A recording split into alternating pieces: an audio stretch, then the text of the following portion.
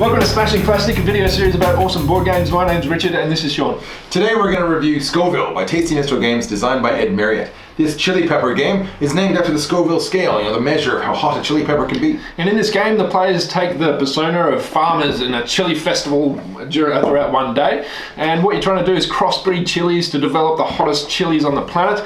And then you also go to a chili cook-off and create chili recipes. And when you create those recipes, you score points of hotness. And also you can buy stuff from a farmer's market. That's right, the most prestigious farmer at the end is going to win. So the most important part, or one of the most important parts of this game, is the blind auction. And what that does is determines player order for planting and harvesting. So if you have a look down here, everyone puts in a blind bid for with the money that they have, and whoever wins gets to choose which position they want to go in. So if you go in the first position, it means you get to plant first, but if you go in the last position, it means you get to harvest first. And that's important. We'll explain that later on. Also, as part of the auction, if you win, you also get to choose from the market here, or the auction, which chili card you want first. So if I choose this one, that means that I get a blue chili card. Chili, not card. Just chili. Okay, so planting and harvesting, why is that important, and why is the player order important? Okay, so if you're planting first, you take one of your chilies out from behind your screen and you stick it somewhere on the board and you zap. Once it's on the board, that means that people who move between these in the harvest phase are going to be able to crossbreed a chili using this fancy little chart here. And really, it kind of just makes sense, red and blue make purple and so on. But where it gets confusing is when you get more and more advanced chilies in there. So why would you want to plant first? That's not really the real tricky part of that, because you can sort of decide where the best advantage is going to be by planting first, but that's not the big one. The big one is you want to harvest first, because then you stand the best chance of moving. Now here's how your harvest works. Your little farmer can move 3 squares a go. So he can move 1, 2, 3 as an example, and every time he moves between a place, he's going to get a chili off the board. So here I'd pick up 2 chilies. On my third move, I'm not going to get anything. Then the second player, he's going to get to go, and he's going to go, 1, 2, but he can't move that way because my guy's in the way.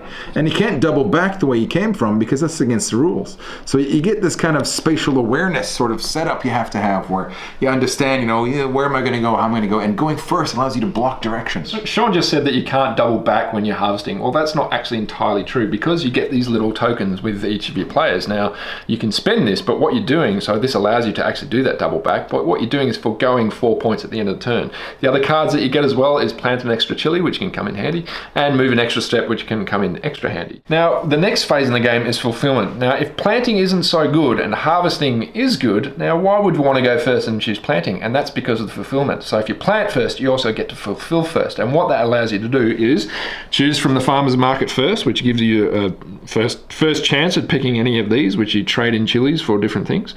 You also, obviously, as we mentioned, get whatever's in the auction there.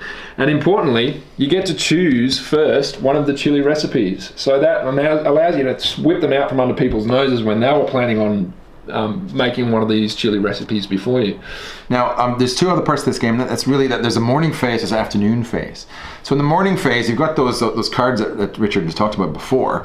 And in the afternoon, you're going to switch to these cards, which are a lot harder to get, but they offer better rewards. Like, if I can get a black and an orange chili, I'm going to get a white chili and 4 victory points. And then in the afternoon phase, you also get different chili cards at the open auction. So you're going to get these more advanced chilies that are coming up. What's really interesting is that the least advanced chilies are going to start fading away. So if you haven't bought a lot of the good chilies and banked them behind your screen, then you're going to find it hard to finish some of the recipes that require a red chili, because you'll be struggling to find spots on the board where that's available. Now, what triggers that afternoon, that morning afternoon shift, and ultimately the end game, is if there are less cards in the open market, in the farmer's market, than there are players. So in a 2-player game, we get that down to 1 card, and we're ready to shift to the afternoon.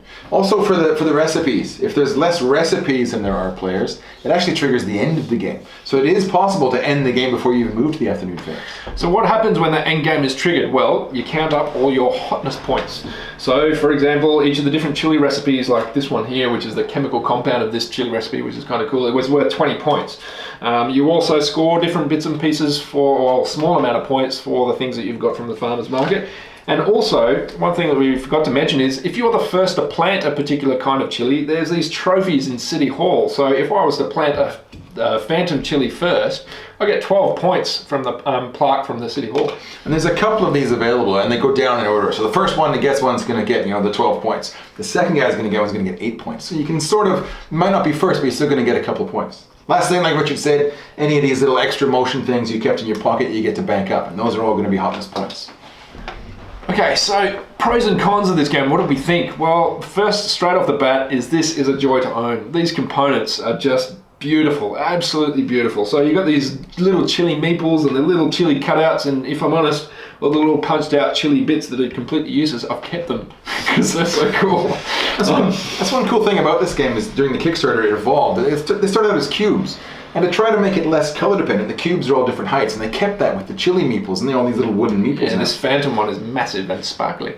And I think it's really nice how I mean, the vibrant colors and the way it all comes together, and the art style, art direction, it does make this a joy to own. Yeah, and the quality of the board and the quality of all the bits of cardboard and excellent, yeah, it's just beautiful. Another pro is it's got a nice family touch, this game. I mean, reality is it's a logic puzzle. It's like Sudoku for colors instead of numbers.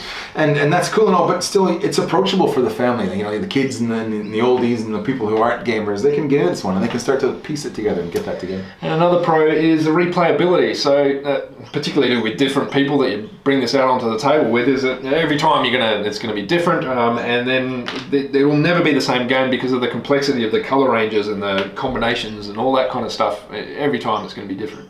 Now cons, I mean, the cons are minor, but they're there. I mean, the theme here is not totally immersive. It's not like, yeah, I'm hip deep in chili theme at the moment, and I'm a chili farmer, I'm there. And you know, there's a couple of things that break that.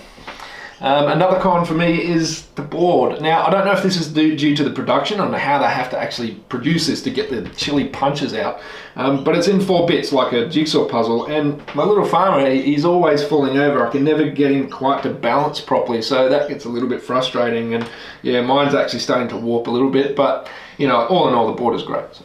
Yeah, and then the last thing is, like I said, there's little things that break the immersion, and I think the early to late afternoon, I think that's probably the biggest one. Yeah, because if you're crossbreeding chilies, it's not likely you're going to be able to do that over a day. Over a day, yeah, between the morning and the afternoon. And yeah. I don't know if that's a big deal, but I think if they just named it something besides morning and afternoon, or if the chili crossbreeding wasn't the point, if it was more about just finding them, I guess, like a treasure hunt. I don't know, but it's weird. But it kind of breaks the immersion.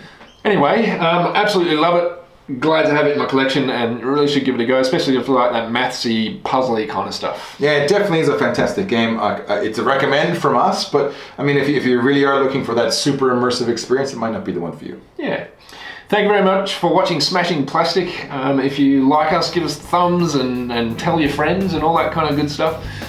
Yes, you can find us on Twitter. I'm at Smashing Plastic, and he's X-Kicker Kelly. Send us an email at smashingplastic@gmail.com or something, and then just be cool with us on Board Game Geek. And lots of comments. We love the comments. Thanks a lot, guys. Thanks, guys. See you later. Next time.